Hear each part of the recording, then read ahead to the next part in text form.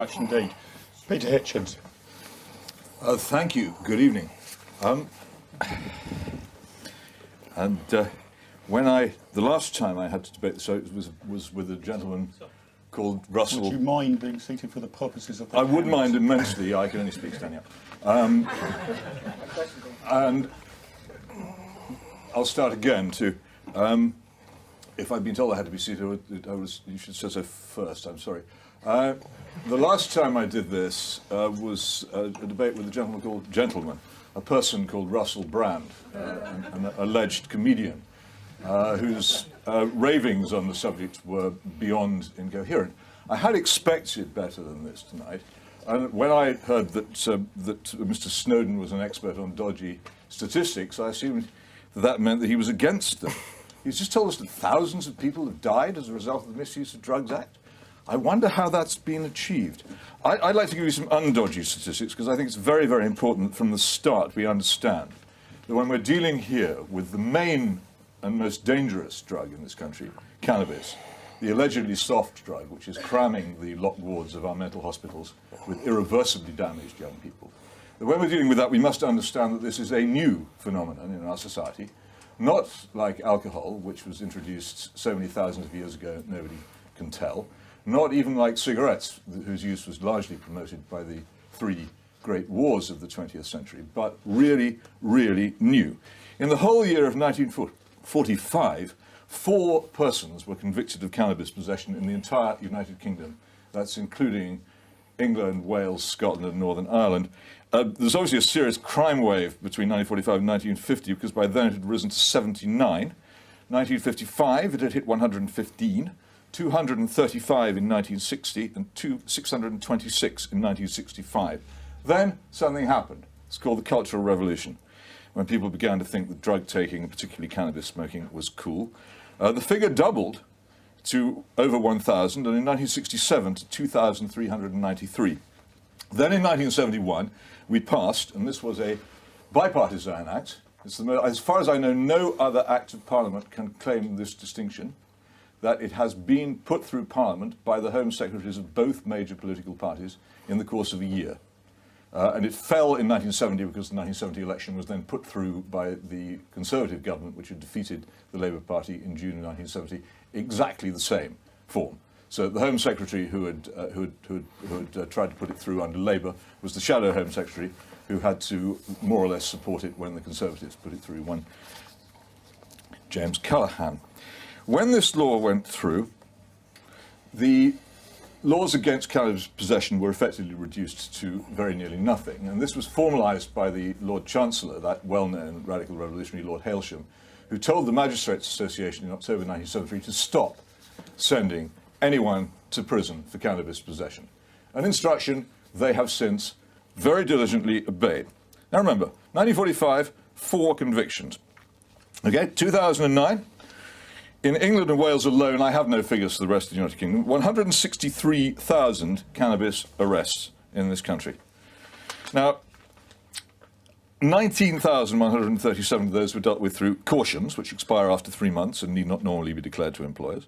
11,492 resulted in something called a penalty notice for disorder, an on-the-spot rebuke, which generally results in no punishment. A mere 22,478 cases ended up in court, as far as I can discover, because they were connected to other charges. The most significant figure was that 86,593 were dealt with by a procedure known as a cannabis warning. Cannabis warning doesn't actually exist in English law. It's never been legislated by Parliament. It's simply been decided by the police that this is what they will do. The Association of Chief Police Officers advises all their forces that what they should do if they catch anybody in possession of this illegal drug is let them off. That is it. No legislation has ever been through Parliament to legitimise this. They just do it. That is to say, I could not trace, because neither the Ministry of Injustice nor the Home Office were able to provide me with details of what happened to all the others. So presumably they forgot about them. They might as well have done for all the good it would have done. You might also note the case of Mr. Peter Doherty, who appeared in court about a year ago, I think, while he was actually leaving the courtroom, dropped on the floor of the court building several wraps of heroin. Mr. Doherty already had 21 convictions for heroin possession, and he was not then either imprisoned or held by the police. He was bailed and appeared a few months later, and for having appeared in a courtroom with a Class A illegal drug in his pockets, he was fined. So if there is a war against drugs in this country, you'll have to tell me exactly where it's taking place. Those of you who are interested might also look up the case of the Rousing couple who walked into the United States Embassy in possession of cocaine. They also were not imprisoned. I can, if you like, go through figures, and I will later on if anyone wants them, on the disposals of cases of possession and indeed possession with intent for sale and sale of cocaine and heroin, the supposedly serious drugs. But the facts all point in the same direction. Since the 1971 Misuse of Drugs Act, there has been no serious attempt to prosecute possession of drugs. As a consequence, in my view, possession of drugs in this country has become much, much more widespread. To pretend otherwise is simply ludicrous. Now, if the arguments which are put forward by the decriminalisers and legalisers are true, what they're saying is that we are in the terrible position we're in now because for so long we have been fighting. Simon Jenkins incessantly, wherever he can find a platform, writes this over and over again. If what we're supposed to have been doing during the past 30 or 40 years is to have waged this bitter, terrific prohibition against cannabis and other drugs. So unfair, so unkind. And this has been a failure. And as a result of this, we must give up having any laws against cannabis at all. This would work as an argument had we been enforcing the law. Since we haven't been, the causes of whatever crisis we have at the moment cannot conceivably lie in the excessive or overzealous enforcement of a law which we have abandoned the enforcement of. Now, there are other points made about this. The word prohibition, let me now address, if I can only find my notes on it, Mr. Snowden's alleged case here. If that is a mobile phone, I believe in the death penalty. And I'm quite prepared, as I'm often asked, to exercise it myself if necessary. Equal opportunity executioner. Doesn't matter what colour you are, how rich you are, I'll do it. So prohibition, we get this all the time. What do we mean by prohibition? Am I a utopian? Do I believe that a law against the possession of cannabis will immediately end the possession of cannabis by everybody? Do I believe that we can have a drug-free society? Of course I do not. What I believe is that the law functions as a deterrent. Most crucially, it functions as a deterrent in the lives of the young, who are under enormous peer pressure and pressure from that vast advertising organisation known as the rock music industry to supposedly experiment with drugs. These experiments which they undertake, of course, don't involve the taking of notes or controls or placebos, and quite why they're dignified with the term experiment, I do not know. But what I do know is that an increasing number of them end in tragedy.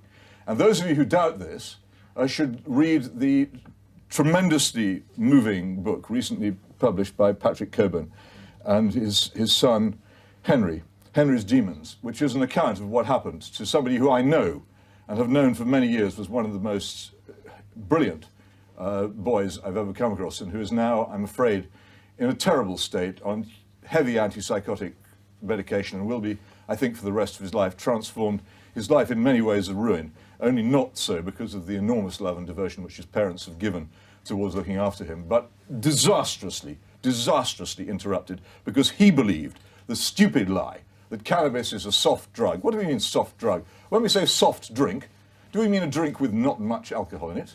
No, we mean a drink with no alcohol in it. Cannabis, far from being in some way softer than heroin and cocaine, is capable, and the correlation in this is so devastating that it is extraordinarily foolish to ignore it, is capable of overthrowing the mind of the person who smokes it forever, especially if he is a young person.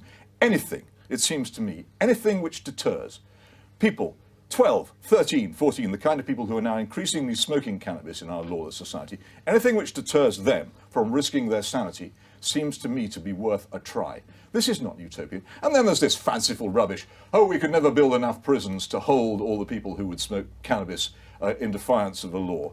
Well, what drivel this is. I mean, in a sense, ladies and gentlemen, all crime is caused by law. Burglary wouldn't be a crime if it weren't illegal. But that doesn't mean that it's not wrong. We make laws against things because they're damaging, dangerous, and unpleasant. And the use of cannabis is damaging, dangerous, and unpleasant, sometimes for the person who uses it.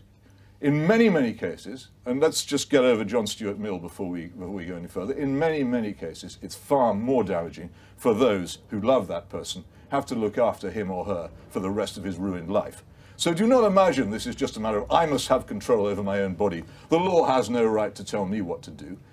You be the parent, the brother, the sister, the child of somebody who's ruined his life by smoking drugs, or indeed by smoking tobacco. You be the relative, the close relative of one of those people, and say, it's an individual decision, it affects no one but me, it's only my property. The law is a very, very powerful deterrent against this sort of selfish folly. It's a very powerful force against the awful peer pressure, the endless plugging of drugs as an acceptable lifestyle choice by worthless rock musicians and stupid comedians. It is vital that we actually restore it for the sake of people you know, and people who you know who may in their lives face terrible tragedy because we have failed to enforce and do not actually anymore have any laws against drugs in this country.